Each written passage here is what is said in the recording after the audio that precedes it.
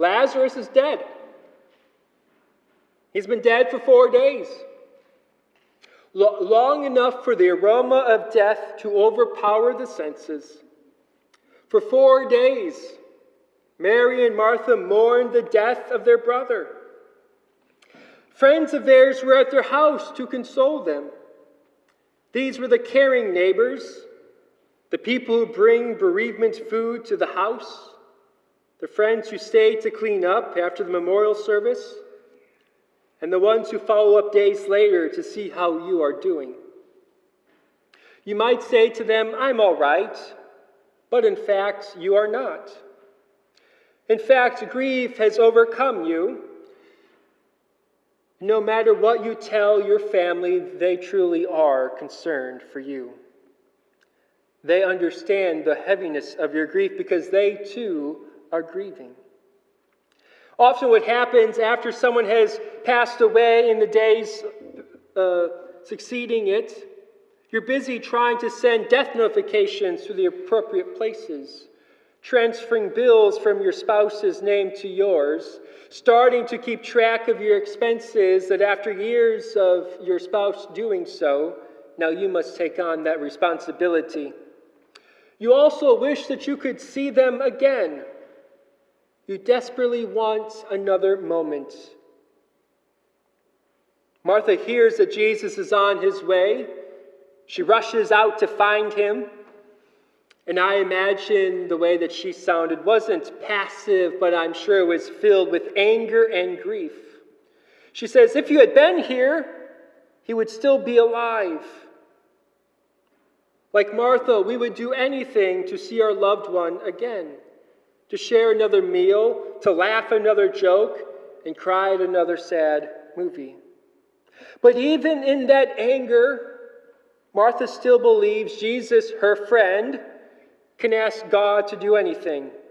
As a common English translation translates John 11 here so clearly, "Even now, I know that whatever you ask God, God will give you." Martha trusts that Jesus and through God can perform a miracle, can perform a sign.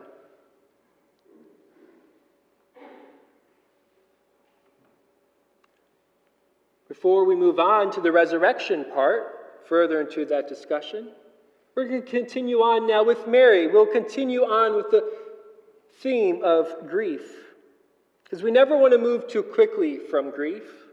Grief is a natural healing process. Grief at first is, of course, intense. It might feel like you're trying to keep your head above water, but crashing waves keep crashing down on you. And it truly does come as waves, but slowly and surely the waves start to fade. And every once in a while, a memory of your loved one will appear in your mind. And you will pause, and for a moment you will remember. We then see here with Martha, went back to tell Mary that Jesus wants to see Mary. So Mary went out of the house, and Mary and Martha's friends and neighbors followed Mary. They thought she was on her way to her brother's grave. Instead, they followed to see Jesus. Mary, too, I imagine, was filled with grief and anger, and she says, "Lord, if you had been here, my brother would not have died."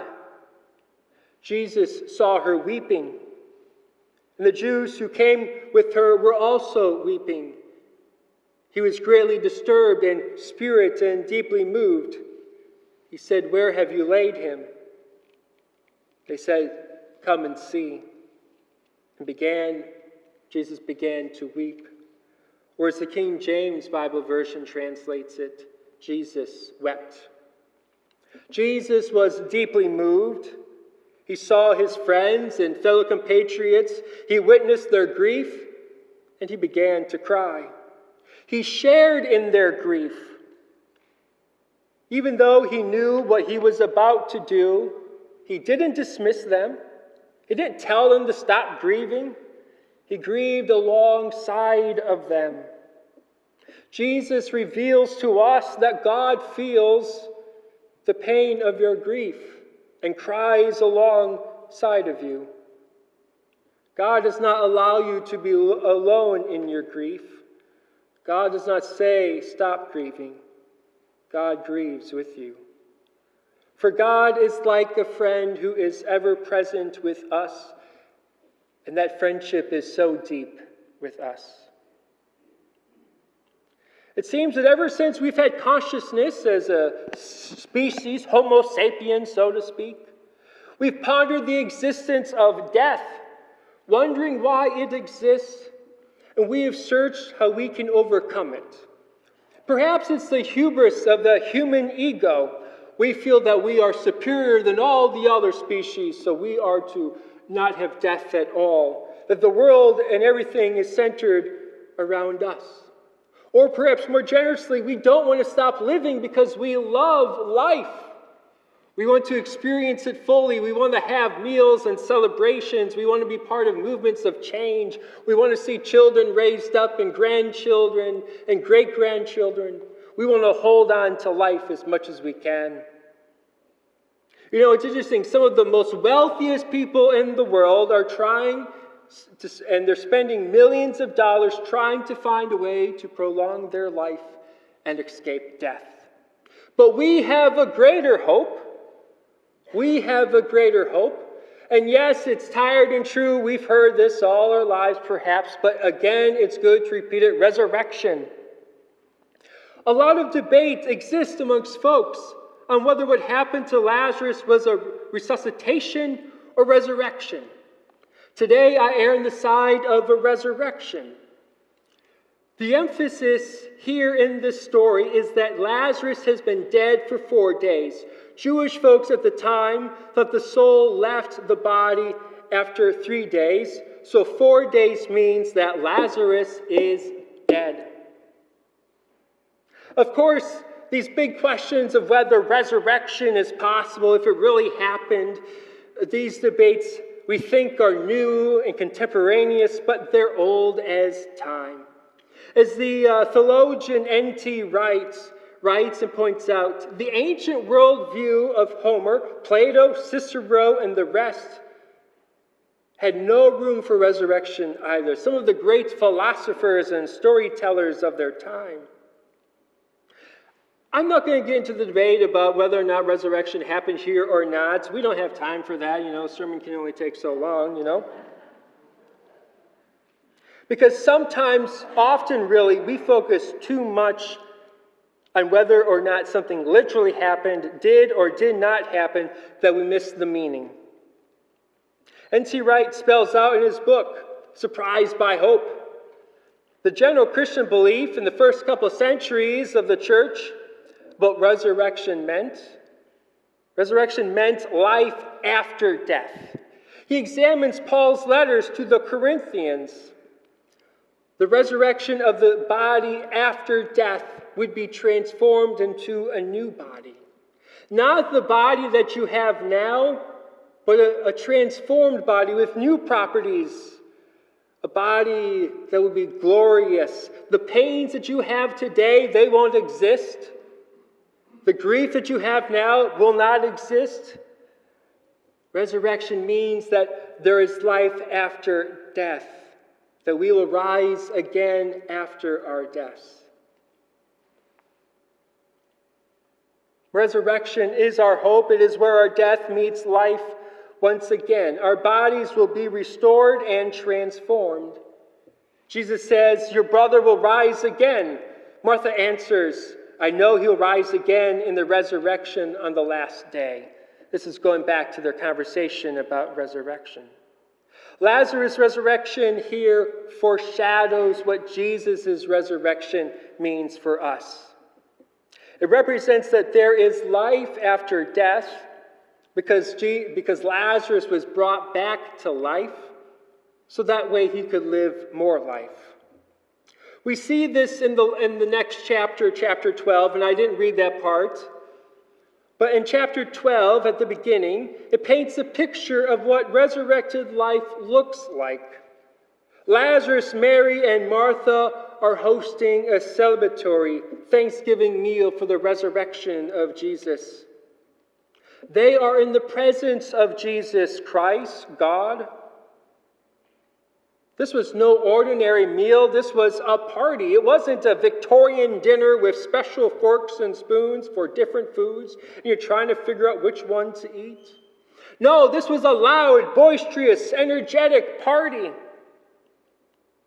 A party where you bring out the special foods without the special ware. You eat with your fingers, actually.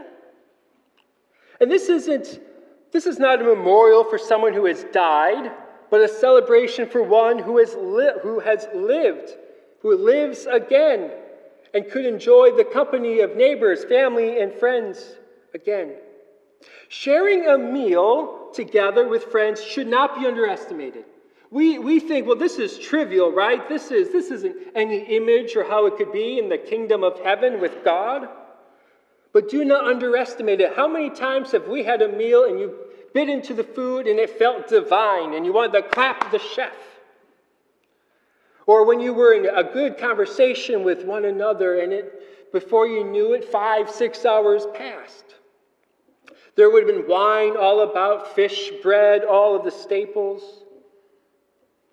I've had this experience before, about a year ago, almost a year ago. You might remember I was in Germany. And after several days of visiting historical sites, places where atrocities against humanity were committed, our last night we got together. We got together for worship and a meal. We had just come from a church that had written a declaration opposing the Nazification of Germany. We're talking about some heavy stuff. A place where many of the places we went to were filled with death, but there were also signs of life. And so we had this meal together.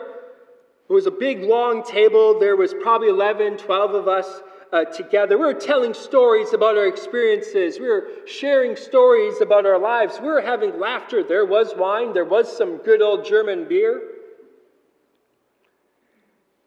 And then after dinner, we went down the hill to a church. And in that church, we had worship together. We had, of course, communion. For us, it was a glimpse of what resurrected life will look like. What it will look like here and now, what could it look like here and now, but also at the end, once we've been resurrected, death, life after death. Life after death will be like a party. We'll be in the presence of God. We'll be eating good food and laughter with friends and family, all of the people you're waiting to see now, those who are heavy and you mourn in this moment. We will be with them eternally in the presence of God. Our belief and our hope are that life and death, that life after death will be a rebirth. Our bodies will be transformed. As Jesus says, though we die, we will live again. I'll say that again. Our belief and hope is that life after death will be a rebirth, and our bodies will be transformed. As Jesus says, though we die, we will live again. You will live again. Amen.